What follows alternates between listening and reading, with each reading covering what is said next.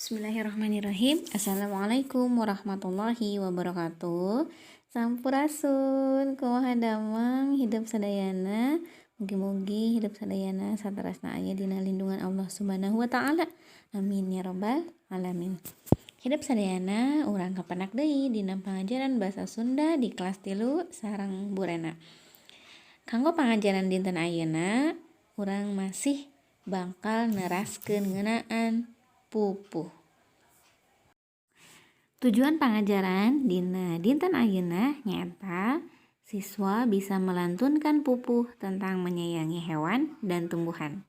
Jadi hari ini hidup sadayana bakal nembangkeun pupuh tentang menyayangi hewan, menyayangi sasatoan jeung tutuwuhan. Ayeuna ibu bade nyontoan nembangkeun pupuh anu aya dina kaca 4 sareng kaca 5, mangga anu parantos kedu bukuna hidup tiasa dibika. Halamanna kaca 4 sareng kaca 5. Pupuh anu kahiji dina kaca 4 anu judulna apotek hirup. Ieu masih ngeunaan pupuh pucung.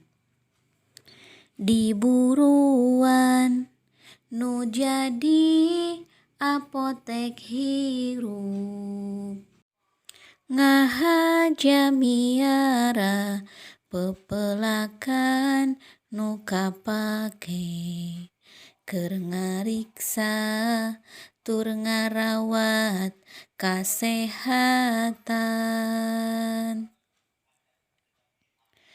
Prakpelakeun binahong rejeung cangkudu, seureuh nu ngarambat laja koneng cikur jahe.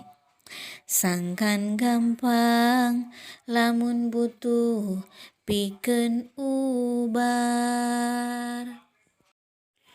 Contoh pupuh anu kadua nyaeta ngeunaan kebon binatang. Aya dina kaca 5. Rupa-rupa sato nu tarah diingu, dikerem di kandang, dikunci bari dirante, dipiara di jero kebon binatang.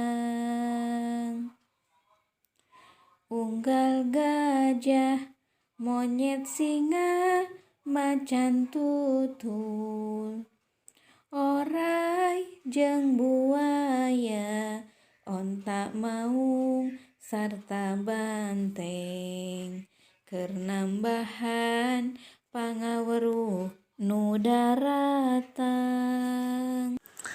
Eusi pupuh anu parantos ku ibu tadi dicontoan cara nembangkeunana. Hapunten upami aya anu kirang.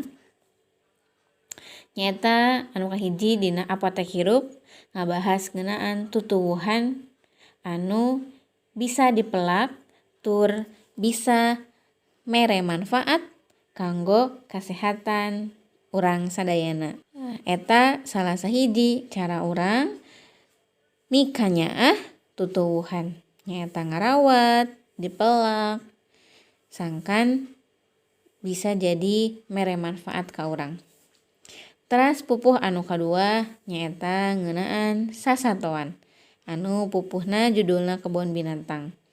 Dicaritakeun yen rupa-rupa sato anu tara diingu biasana dicicingkeun atanapi diingu di kebon binatang. Sasatoan anu biasana henteu diingu oge bisa mere manfaat ka urang sadayana nyaeta pikeun nambahan pangaweruh atanapi menambah pengetahuan keur jalma-jalma anu datang ka kebon binatang.